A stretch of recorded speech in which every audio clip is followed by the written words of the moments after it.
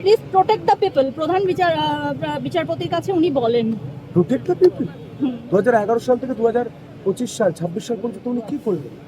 Protect the people. উনি যদি এতই প্রোটেক্ট করতেন তাহলে তো উনি প্রোটেক্ট হয়ে থাকতেন, উনি তো চলে যেতেন না। ওনাকে চলে যেতে কেন হলো? চাকরি চুরি, চাল চুরি, গরু চুরি। চুরি বলতে গেলে আপনাকে নতুন করে বলতে হবে না, আমরা মুখস্থ বলতে পারতাম, সারা 2 ঘন্টা লাগবে মুখস্থ বলতে। কিছুর জন্যই তো লড়াই, সরকার উৎখাতের জন্য লড়াই, এই রাজ্যে জনতার সরকার প্রতিষ্ঠার জন্য লড়াই। তো স্বাভাবিক ভালো লাগাটাই খুব স্বাভাবিক। মমতা বন্দ্যোপাধ্যায় এই অত্যাচার, এই ব্যভিচার, এই দীর্ঘদিনের অনাচার, সেটা ইতি হয়েছে, রাজ্যে জনতার সরকার প্রতিষ্ঠা হয়েছে। এর থেকে আর ভালো কি লাগার আছে? মমতা ব্যানার্জি কোর্টে গেলেন, হাইকোর্টে গেলেন, আইনজীবী এটা খবরে থাকার জন্য, হেডলাইন্সে থাকার জন্য। মমতা বন্দ্যোপাধ্যায় হয়তো জানেন না যে একজন উকিল হতে গেলে বছরের পর বছর লাগে, সিনিয়রের চেম্বার অ্যাটেন্ড করতে হয়, আদব কায়দা শিখতে হয়।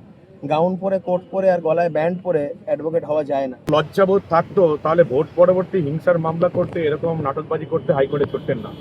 2021 আমরা দেখেছি, 2024 দেখেছি, 2026-এর রিপোর্ট তৃণমূলের মুখপাত্ররা এখন দিচ্ছে যে প্রত্যেকটা অফিসে, তৃণমূলের প্রত্যেকটা অফিসে লিস্ট ছিল যে কোন কোন এলাকায় কোন কোন বিজেপির নেতা কর্মীকে মারা হবে, কাকে খুন করা হবে, কাকে কান ধরে ওঠবোস করানো হবে, কাকে ফাইন নেওয়া হবে, কাকে বাড়ি থেকে তাড়ানো হবে। পুরো লিস্ট তৈরি হয়ে গেছিল।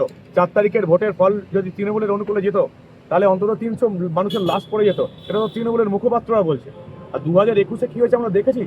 2021-এর ফলভোগ 2026-এর আগে অবধি আমাদের বিজেপির কর্মী সমর্থকরা করে গেছে। 2024-এ কি হয়েছে আমরা দেখেছি। মমতা বন্দ্যোপাধ্যায় বা তৃণমূলের মুখে ভোট পরবর্তী হিংসার কথা একেবারে মানায় না। মমতা বন্দ্যোপাধ্যায় একদম নির্লজ্জ নেত্রী, তাই এই কথাগুলো বলছেন।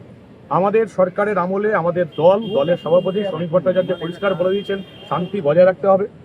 আমাদের সরকারের মুখ্যমন্ত্রী শুভেন্দু অধিকারী পরিষ্কার জানিয়ে দিয়েছেন শান্তি বজায় রাখতে হবে। এই মুহূর্তে এই পশ্চিমবঙ্গে 4 মে ভোটের রেজাল্ট বেরোনোর পর কিছুই হয়নি।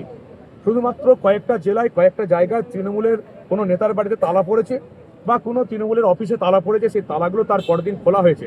ভোট পরবর্তী হিংসা এই পশ্চিমবঙ্গে এবারে কিচ্ছু হয়নি।